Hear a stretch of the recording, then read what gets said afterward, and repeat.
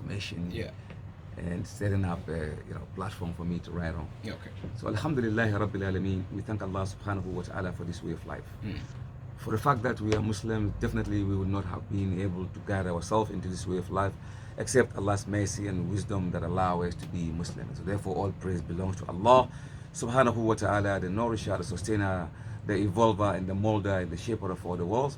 Peace and blessings of Allah be upon the last and final messenger Muhammad sallallahu alaihi wasallam, his household and companions and all those who follow him until the end of time. Definitely I'm so elated, I'm very happy. I feel like I'm home anytime I come to Tamale.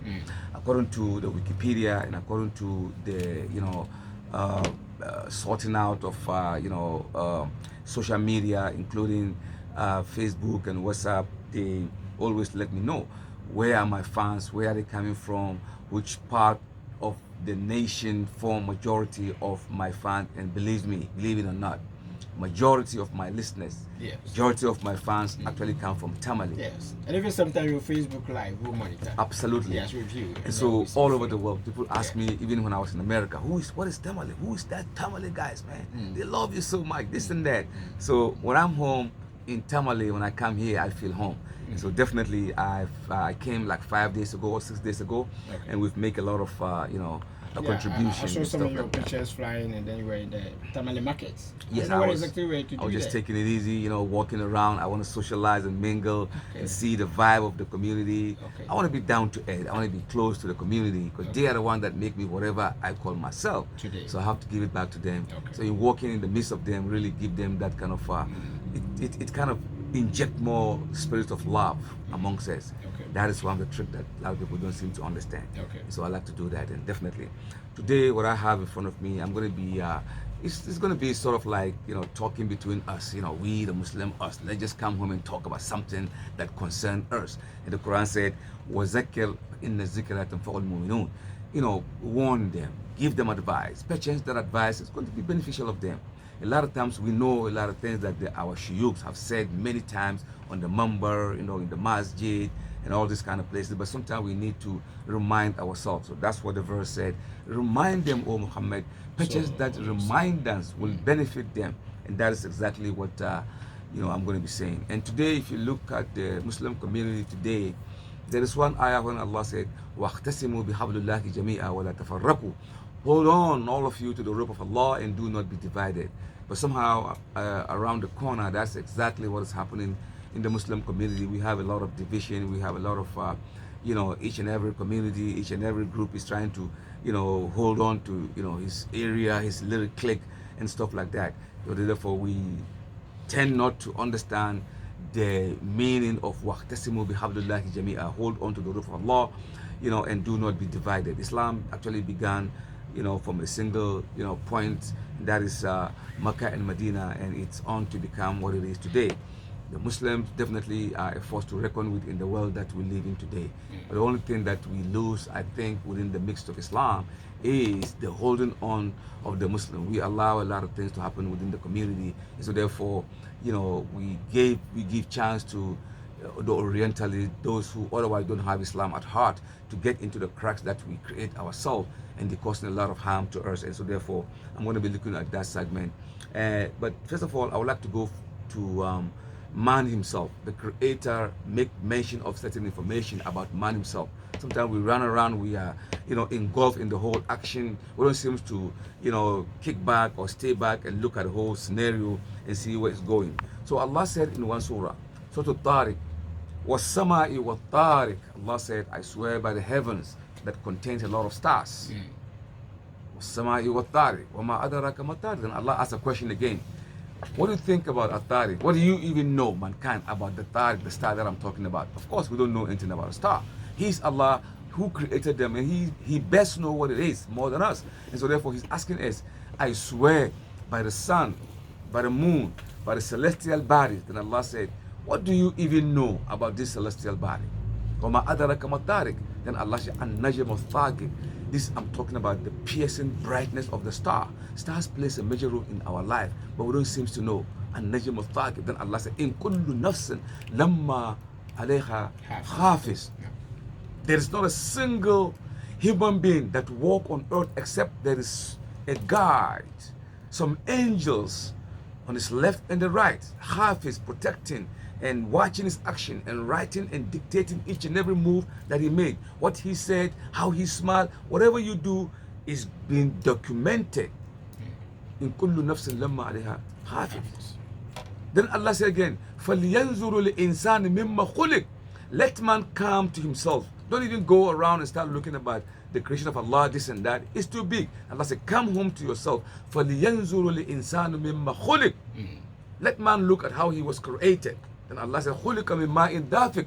Man was created from a dejected water. You see the fluid that comes from the private of man? That is, Allah said, that is what you are created with. In other words, look at how you are created. Man, look at how you are created. خُلِقَ مِن مَاءٍ دَافِقٍ. You are created from a dejected water. This water or the fluid, when it comes in contact with your body or your clothes, you can even pray with that clothes. Meaning the mechanism where which you are created with is absolutely unclean. خُلِقَ مِن مَاءٍ دَافِقٍ. And Allah point us where it came from. يَخْرُجُ مِن بَيْنِ الصُّلْبِ وَالتَّرَائِبِ. It came from the loin of a man and the female. Then Allah juxtaposed that, and that is how man came from. يَخْرُجُ مِن بَيْنِ الصُّلْبِ وَالتَّرَائِبِ. Then Allah said, إِنَّهُ عَلَى رَجْعٍ لَقَادِرٌ. There's going to be a time that Allah will bring you all together, let you answer whatever you did. عَلَى رَجْعٍ لَقَادِرٌ. Then Allah said, يَوْمَ تُبْرَ السَّرَائِرُ. Which day is that? The day that Allah will bring all the secret dealing that you do. You're a businessman. You bought this thing for 5 cities. Now you're going to sell it for 10 million. يَوْمَ تُبْرَ السَّرَائِرُ. مَا لَهُ مِنْ قُوَّةٍ وَلَا نَاصِرٍ. There will be no one who will get you away from Allah's punishment. In other words, whatever our action on earth is being documented, fully documented. The angels are very close. They do exactly what Allah has asked them to do. So don't you ever feel like I'm just walking alone, I'm by myself. Allah said there is Hafiz. He set up some people, some creation, that is the angels, watching you, taking notes, dictating each and everything. Right now you could take note of everything. If you can document an information that in the next 1 year, 2 years, you will bring it out and read it out, or take some video and bring it out, within 50 years, you're going to play it, and those in the video would be like as if they've just been taking the video. If you could do that and document it, why do you think Allah cannot document everything? The day you were born to the day that you leave this earth, Allah have documented everything. So Allah said, يَوْمَ تُبْرَ السَّرَائِرُ. That was the day that Allah would bring all the secret dealings that you've done. All your secret dealings. Allah will bring it out. مَا لَهُ مِنْ قُوَّةٍ وَلَا نَاصِرٍ. And there is no one who is strong. Like I have connection here. I know the businessman. I know this politician. I know this president. I'm going to talk to him. He's going to make it easy for me. But that day Allah said there is no one that's going to help you, from this predicament that you find yourself. So as we walk on earth, we should walk on earth humbly. We are going to be terminated one day. We're not going to live forever. Where's your grandmother? Where's your grandfather? Where's your brother? Where's your mom? Where's your aunt? They're gone and they're not coming back. It's a one-way ticket, brother, sister. It's a one-way ticket. The way you came in this world one way, you going out one way too. Eventually, it's going to come. The reason why you and I are still alive is the fact that our time is not yet up. But those that came and left, the messenger said, Al-Mawtu Akbarul Wise. Death should be the highest or the biggest, wise. How do you put it? I mean, advice or something that, propagation. That's something that need to be understand. Let death be the one. So if somebody passed away and we go to the beer, we sit down and we, we just coming from the grave, we sit down, we make Fatiha, we make dua and everything. Actually, it is not for him, it is for us. It is a reminder for us. So this world, eventually, we're going to leave this world. There's nothing that is permanent in this dunya. Since Adam left the earth, Noah, he lived in this dunya 950 years. Eventually, he left. Moses, all of them are gone. You and me, we're not going to stay forever. So therefore, whatever we do, we should be careful of what we do. We should. So the Quran said, "Ya ayyuhallazina amanu taqullaha wa litanzuru nafsun ma qaddamat ligadin." Oh, you who believe, put something for tomorrow. It's like you're saving an account. Taqullah, fear Allah. وَلِتَنْظُرُ النَّفْسُ الْمَا قَدَّمَتْ لِغَدٍ, and put something for you in the future, for your soul. Sort of like, at account. The day of Qiyamah is going to be good for you. So we should not be submerged in this dunya thinking that we're not going to die. We're going to leave this world eventually, and so we have to, get ready. Like when you're traveling back to, when you're traveling to United States, to Germany, to France, anywhere you travel, the first thing you do, get your passport, get your visa, get your inoculation, and get some money in your pocket, and this like that. So the same thing Allah is telling us to get ready with all this thing. Eventually we will come closer to Him. Each and every day that passes away, we're getting very close to Allah subhanahu wa ta'ala. And whatever we did, Allah said, وَنُكْرِجَهُ يَوْمَ الْقِيَامَةِ يَلْقَاهُ مَنْشُورًا اقْرَأْ كِتَابَكَ كَفَى بِنَفْسِكَ يَوْمَ عَلَيْكَ حَسِيبًا. On that day, whatever you do in the Yawm al-Qiyamah, Allah said, all your deeds will be hung on your neck. Then Allah said, Ikra kitabaka, read your own book. Kafa bi nafsika yawma alayka hasiba. Today, you are the ultimate witness for the life that you live on earth. So, ya ayyuhalladhina amanu, taqullaha wa qulu qawlan sadida. Fear Allah as much as you can and say right word. Qawlan sadida. So, whatever you say to your brother, make sure, is it going to make him happy or is it going to make him sad? Is he going to smile or he's going to cry? Is he going to dance or he's going to be mute? Qawlan sadida. The thing that if somebody says the same to you, you're not going to feel happy, make sure you say that. So, qawlan sadida. Taqullaha wa litanzuru an-nafs ma qaddamat, fear Allah for the day, and waqulu qawlan sadida. Speak right. Speak correct stuff. Say good thing, because whatever you say is being written, and the angels, that's all they know. The angel, la ya'asuna Allah ma amarahu wa yaf'aluna ma yu'marun. They don't do exactly contrary to what Allah asked them to do. They do exactly what Allah, asked them to do, and they don't fling. They don't make no mistake. So, wala tamshi fil ardi marahan, O mankind, do not walk on earth with insolence, just because you are a king, just because you are a minister, just because you are a president, just because you are a community leader, whoever you are, it is Allah in His wisdom who placed you on that position. And know that the people, the grassroots, the common people, they are the ones that put their stake on you. They elected you. They gave you that mandate to be a leader for them. But today, what is happening today? What is happening today? The leaders are supposed to look out for the led. They're supposed to take care of those who voted them in power. But it looks like the opposite. And that is a terrible situation. So sometimes I see people go to some politician or some very rich man and they beg him to kind of help me. Why would you beg him? It is your wealth. He's supposed to use it for you. If he don't use it on you, wait till the day. Yawma tubura sara'il. He's going to make an account for it. You don't have to beg him. It is your wealth. You put him there to take care of you. But yet, look at him. He's riding an aeroplane. He's riding a big car. And he's this and that. Whatever you ask him to do, he don't even do it. There's no time for him to do it. But when it's time for the voting, he's the first person that comes along in the community. We love you. Salaam alaikum. MashaAllah. He even quote few hadiths. So you will trust him as a brother man. Once you get to that position, you don't see him no more until the following year. When it's time for voting again, you see them coming to town with few dollars in their pocket or whatever cedis in their pocket, and they begin to hand it out to the people struggling. So Allah said, يَوْمَ تُبْرَ السَّرَائِلُ فَمَا لَهُ مِنْ قُوَّةٍ وَلَا نَاصِرٍ. That day, there will be no one stronger that will get you away from the punishment of Allah subhanahu wa ta'ala. So we should be very careful for that day. يَوْمَ لَا يَنْفَعُ مَالٌ وَلَا بَنُونَ. That day, your richness will not save you. يَوْمَ لَا يَنْفَعُ مَالٌ وَلَا بَنُونَ. Whatever you amass in this dunya, you build a house, yeah. You have an aeroplane, yes. You have this and that. Allah said, لَا يَنْفَعُ مَالٌ وَلَا بَنُونَ. That day, your children, Allah said, they won't even benefit you. Oh yeah, I have my two children. One of them go to UDS. One of them go to University of Cape Coast. The other one is this and that. Matter of fact, my daughter just graduated from the Nursing Institute. You boasting. Allah said, La yanfa'u ma'alun wa la banuna. Your children and your wealth will not benefit you. But Imam Qardawi, he said, it will benefit you if before you are terminated, you've done something good with it. So if Allah give you wealth, wallahi, He's giving you Jannah.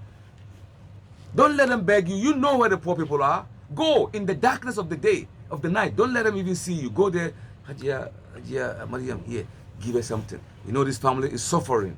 Get them some sack of rice, sack of this and that. The angels clap for you if you do stuff like that. Instead of you waiting for them to come and beg you. No, you go look out for them. It is the wealth of the community. Allah chooses you. He gave you. Not because He loves you more than anybody else, or not because you're too smart enough so you get all this thing. It is out of Allah's wisdom and mercy. He gave it to you so that you take care of the community. Just like Allah, He is a Razak. He gave it to anybody. So this is something that we don't even look at. We are submerged, working ourselves in the system. We don't even step back away and look at what is going on. So Allah said, your wealth will not benefit you, except you do something good with it.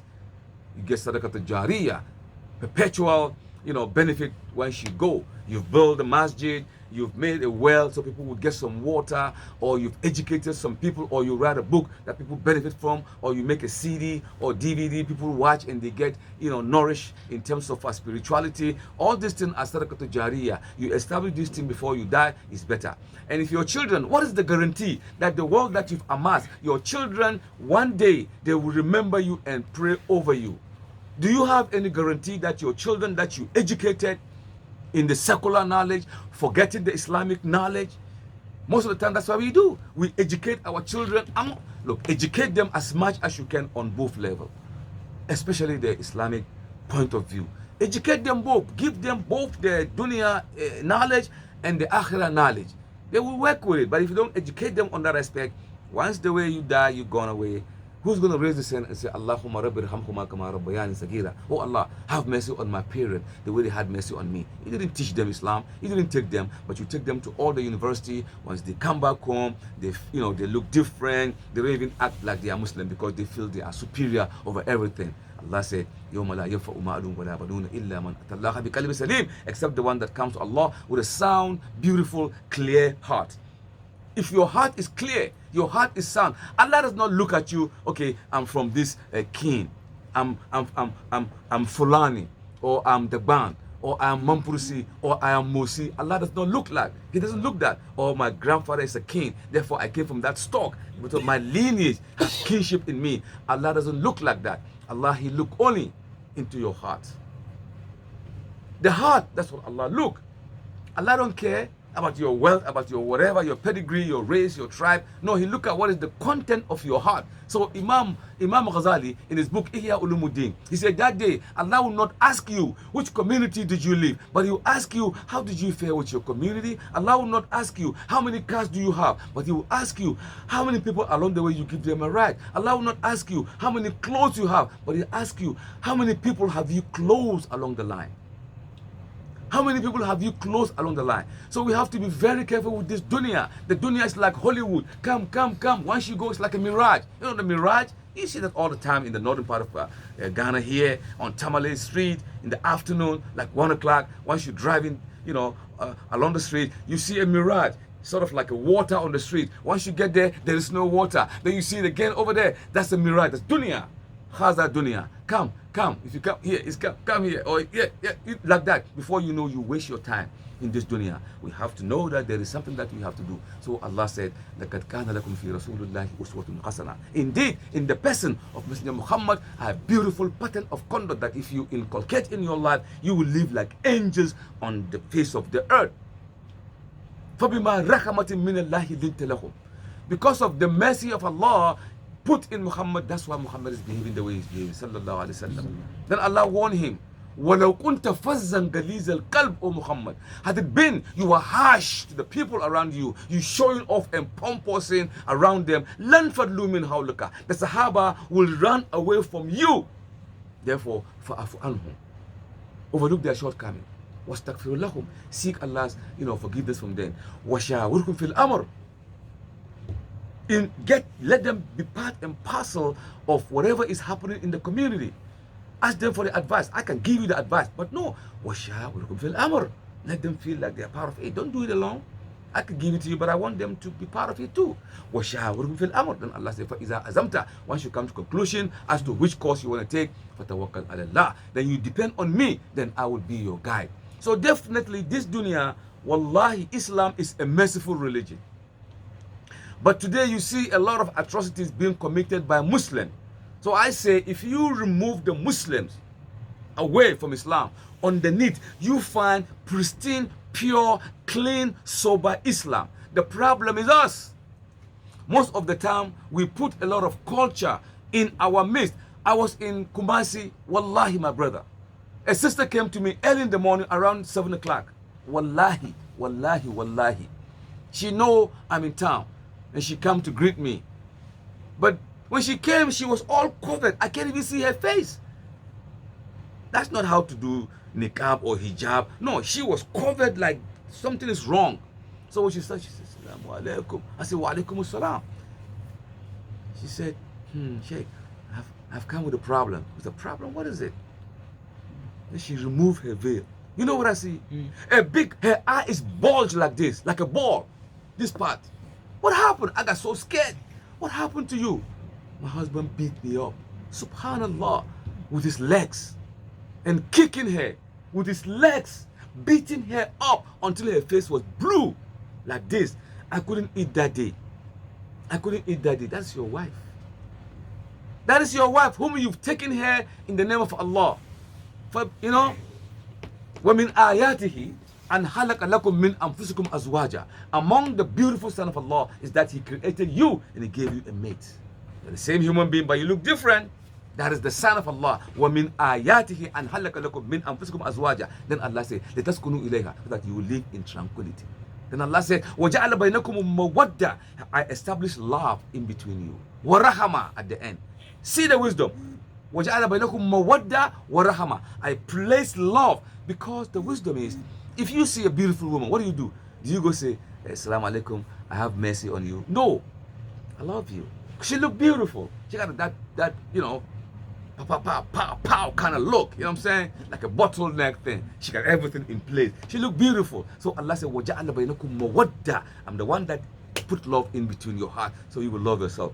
So once she begin to have kids, 2, 3, 4, 5, half a dozen kids, she begin to lose the beauty. The face is sagging, the upper body is falling, and her body and her stomach is like bulges, like a 2, 3 double stomach, and then her walk changes, a little fat, that kind of stuff. You say, man, don't go punishing her. She's having your baby. That is when Allah said, وَجَعَلَ بَيْنَهُمْ مَوَدَّةً وَرَحْمَةً. That is when the rahmah and the mercy have to come in. Think of the time that you met her. That's mawadda. You love her. Wa rahama. Now you have to establish rahama. Do not beat her. Why would you beat your woman? The messenger said, the best amongst you is he who take care of his wife, and I am the best amongst you all, because I take care of my wives. Don't be like a man when you enter the house, the goats and hyena and cats, everybody's running away. Your children, they hear, Papa, daddy's home. Man, daddy's home, man. Let's go, let's get out of here. They hide, man, because you're terrible. You're terrible. You terrorize the whole house. You don't even speak. Yeah, what's my food? That's all you know how to say. What's my food? Hurry up. I'm hungry. Bring the food you eat. You complain this and that. You forgot. Man, you sit here and watch TV. She's watching TV. She got your kids. 5 kids, man. That's much deeper. She's managing human being. Taking care of them. Nourishing them. Giving them etiquette. These are your kids. They bear your name. And you're talking about she don't work. The kind of work that she do, can you do half of it? She bring them from her womb. She brought them down. You know, she take care of your household. Take care of your children. And take good care of you also. Cook for you. And now you're going to beat her up. You're going to call her names. You're going to call her, good for nothing woman. No, she's not. She is the best woman. Women, in Islam, we respect a lot of women. But in the community today, we beat up the women. We use and abuse and discard them. And then we make talak, I divorce you. Is that how Allah said we should do? No. وَجَعَلَ بَيْنَهُمْ مَوَدَّةً وَرَحْمَةً. Allah placed the love in between you. At the end, He put the rahmah. That is toward the end of your life. You see little changes. That's when you apply rahmah. Then Allah said, إِنَّ فِي ذَلِكَ لَآيَاتٍ لِقَوْمٍ يَتَفَكَّرُونَ. But all these things are ayat, are sign, are wisdom, are knowledge, are revelation for those يَتَفَكَّرُونَ, those who think deep. Those who think deep. We beat them up. Women are very precious in our life. We don't even say I love you anymore. You come home, what? She asks you a question, she give you good advice you don't even want to take. We don't say I love you. Once in a while, say I love you to your wife. man, Sister Maryam, Allahu Akbar, you look so beautiful. I thank Allah subhanahu wa ta'ala. Of all the men in this dunya, He selected me and gave you to me to be, you know, your husband. MashaAllah, barakallah. You know how she gonna do? Stop playing, are you sure? That's all they want, man. Women, they're like cats. They go around your legs and this and that. They need respect. They need protection. And they need for you to feed them, take care of them, clothe them. And that's all they need. They trust you. They will be around you. There will not be any problem that we complain about the women in the household if we do what we're supposed to do. We don't do that. And so if somebody come along and say, oh, Mrs. Mohammed, you look so beautiful. I said, man, who's saying my wife look beautiful? Who's talking about, man? She's my wife. You got no right to say, yeah, it's your job to say that, and you don't say that. If you say, I love you, I respect you, this and that, and if even President Obama or whoever president comes along and say, man, you look beautiful, she's not going to take it so serious because you've been telling her all the time that you love her. So if anyone tells her you love her, she wouldn't see it as nothing. But we don't even do that. And I'm telling them, once in a while when you go outside, buy a chocolate, buy a candy, take her out sometime to a restaurant, let them sit down, enjoy yourself. That is when you are injecting new spirit in your marriage. You're revitalizing and energizing your marriage instead of doing the same. That's why the white people, they realize that kind of tension that takes place in the matrimonial home. So once in a while, they just go for a vacation. Let's just get away. I'm not saying go for vacation. I know we don't have money. Okay, I understand. But once in a while, take a walk with her. Let her feel like she's a queen. Let her feel the vibe that she's a queen. And the women too, you got to be very careful. You know that your husband is going to come home around 8 o'clock. And you leave yourself like that. You don't take no shower. The same clothes that you go to the market, the same clothes that you go to the kitchen, and the husband is going to come back home and he's going to see you in that same clothes. How do you think he's going to value you? You know what time he's coming home. Take care of yourself. Get that spray, spread it around. You have the lipstick, put it on, man. There's a clothes in America, they call it Victoria's Secret. I don't know what secret, but they got Victoria's Secret. Buy those clothes. I was there one day, wallahi.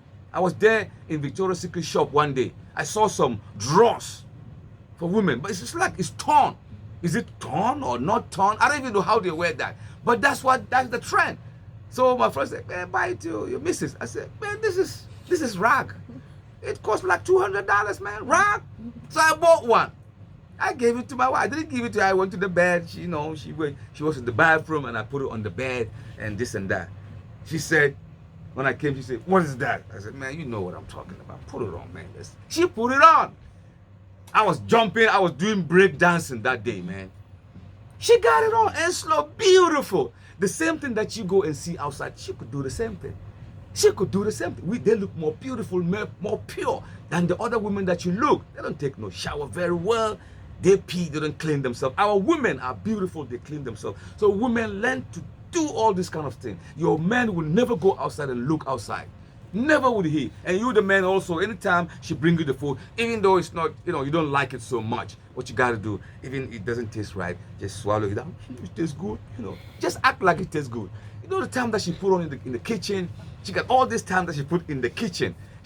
The kitchen is like a laboratory. She put fish, tomato, onion, this and that. She spent all this time trying to, even if she made a mistake, don't go, man, it's just too much salt, too much this. We have to get away from all this kind of stuff. We have to appreciate what they do. We're going to be living, eventually there's going to be no time. So we have to live, with compassion, with love and everything. That's what the messenger did. The messenger used to help Aisha, used to help Hafsa, used to help Sauda, used to help Khadija and all the wives. He'd come to the kitchen, oh man, you look so tired. Aisha, can I help you? So, Ya Rasulullah, leave me, I'll do it. No, Aisha, let me grind it. He started grinding. She said, Ya Rasulullah. She said, Aisha, every day she renewed her vow to him. She said, Ashhadu an la ilaha illallah wa ashhadu annaka Rasulullah. Indeed, Allah have said, لَقَدْ كَانَ لَكُمْ فِي رَسُولِ اللَّهِ أُسْوَةٌ حَسَنَةٌ. In your life, Ya Rasulullah, we have the best pattern of conduct. We don't do. Now, if you come, how we live today, my mom's next door, my dad is next door, my sister's over here. And if I buy a new wrapper to my wife, or if I hold her, say, Inna lillahi. She took him to Somalia. Now he's holding her, he's making her, oh, subhanallah, my son, oh. Now they try to divide the marriage. What do you want her to do? See her and say, man, can I beat her up? No, that's the love. She's your wife. Allow them to blossom. When you married to my grandfather or whatever, nobody bother you. Allow us to grow. Let us learn from our mistakes. Don't put your matter, this and that, cat mousing. No, we don't do that. We don't do that. Sheikh, let me just jump in here. Inshallah. Draw your attention. Well, let me have a few minutes to wrap up. A little bit of like 15 to 20 minutes to wrap up. Right. So I would like to announce our full line so that listeners who understood what exactly you'll be able to put across today will can phone in and then put two, one or two questions to you. Inshallah.